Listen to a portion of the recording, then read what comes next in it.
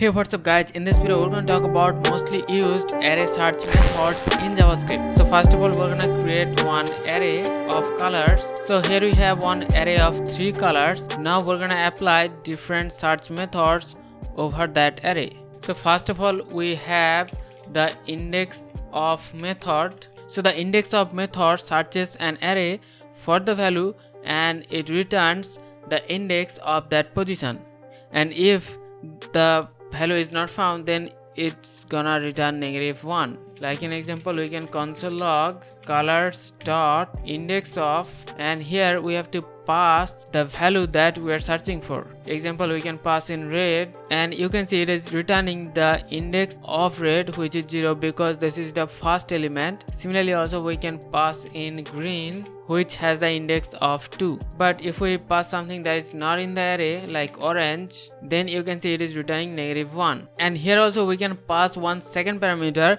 which specifies where to start the search from. So we can pass in the index 1. Now the searching will start from the index 1 onwards. And next we have lastIndexOf.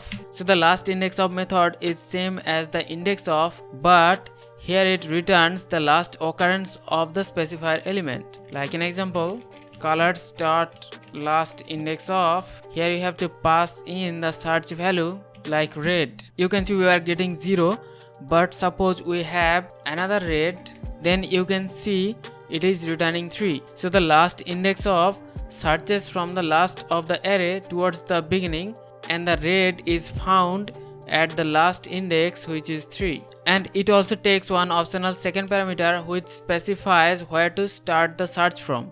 And next we have the includes method. So the includes method checks if an element is present in an array, and it returns the boolean true or false. Like in example, we can console log colors dot includes, and here we have to pass the search value. Like in example, red. So it is returning true because red is present in the array. But if we pass something that is not in the array like orange, so you can see we are getting false. The advantage of using includes over indexOf is that here we can also search for not a number values also. So let's now talk about the find method. So the find method returns the value of the first array element that passes a test function. So we're gonna create one array of numbers. Now we're gonna use the find method. So inside the find method, we have to pass one callback function like my function, and now we have to define that function. The function takes 3 parameters. The first one is the value, the second one is the index, and the third one is the array itself. Now the function should return one boolean value, so we're gonna return true whenever the value is greater than 2. So this my function will be called for every individual element of the array with the value.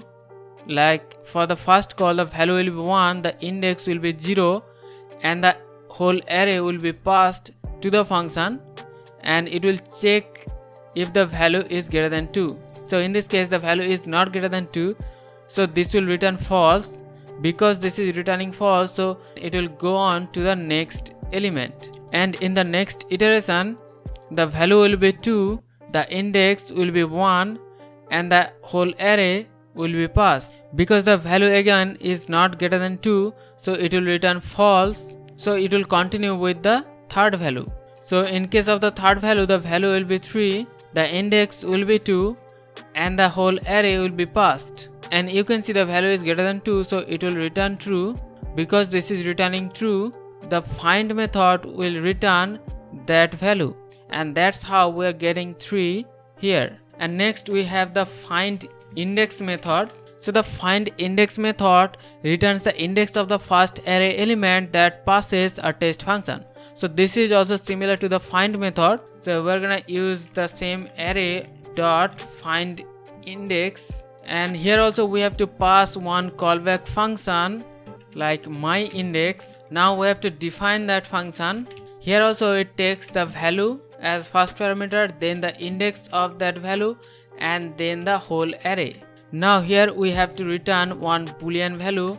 So whenever the value is greater than 4, then we're gonna return true. So here also the findIndex method is calling the callback function for every element of the array. So the findIndex is calling the myIndex for the first element, which is false, for the second element, which is also false. This way it is calling for every element, and at the time of 5 the condition returns true. Because of that, the findIndex is returning the index of that element, which is 4, and this is how we are getting the output 4 in the console. So these are all the important methods that we can use over the array, and we can search for elements or their index. So hope you understand the concept. We'll see you in the next one. Take care.